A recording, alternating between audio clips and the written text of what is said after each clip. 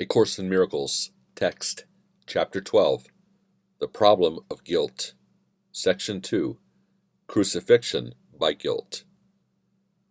The darkest of your hidden cornerstones holds your belief in guilt from your awareness. For in that dark and secret place is the realization that you have betrayed God's Son by condemning him to death. You do not even suspect this murderous but insane idea lies hidden there, for the ego's destructive urge is so intense that nothing short of the crucifixion of God's Son can ultimately satisfy it. It does not know who the Son of God is, because it is blind. Yet let it perceive guiltlessness anywhere, and it will try to destroy it because it is afraid. Much of the ego's strange behavior is directly attributable to its definition of guilt. To the ego, the guiltless are guilty. Those who do not attack are its enemies because by not valuing its interpretation of salvation, they are in an excellent position to let it go. They have approached the darkest and deepest cornerstone in the ego's foundation. And while the ego can withstand your raising all else to question, it guards this one secret with its life, for its existence does depend on keeping this secret. So it is this secret that we must look upon calmly, for the ego cannot protect you against truth, and in its presence, the ego is dispelled. In the calm light of truth, let us recognize that you believe you have crucified God's Son. You have not admitted to this terrible secret because you still wish to crucify him if you could find him. Yet the wish has hidden him from you because it is very fearful, and you are afraid to find him. You have handled this wish to kill yourself by not knowing who you are and identifying with something else. You have projected guilt blindly and indiscriminately, but you have not uncovered its source. For the ego does want to kill you, and if you identify with it, you must believe its goal is yours. We once said that the crucifixion is the symbol of the ego. When it was confronted with the real guiltlessness of God's Son, it did attempt to kill him.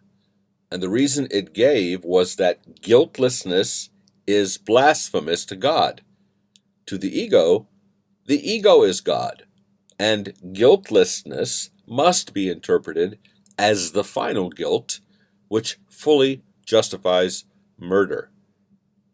You do not yet understand that all your fear of this course stems ultimately from this interpretation, but if you will consider your reactions to it, you will become increasingly convinced that this is so.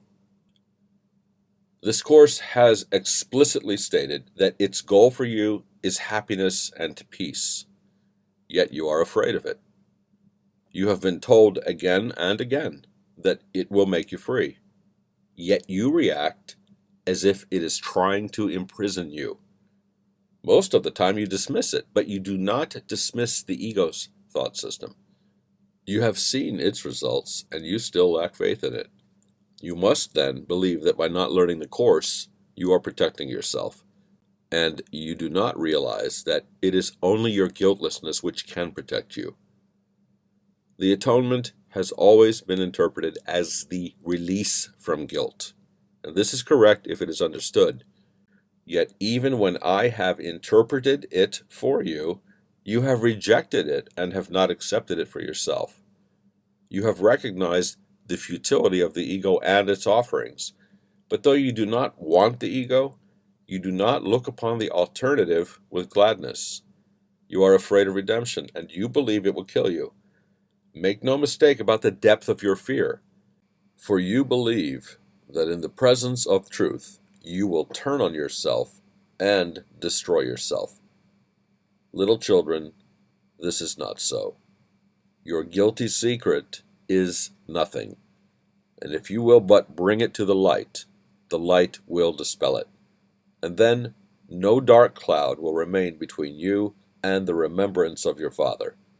For you will remember his guiltless Son, who did not die because he is immortal, and you will see that you were redeemed with him and have never been separated from him. In this understanding lies your remembering, for it is the recognition of love without fear. There will be great joy in heaven on your homecoming, and the joy will be yours. For the redeemed Son of Man is the guiltless Son of God, and to recognize him is your redemption.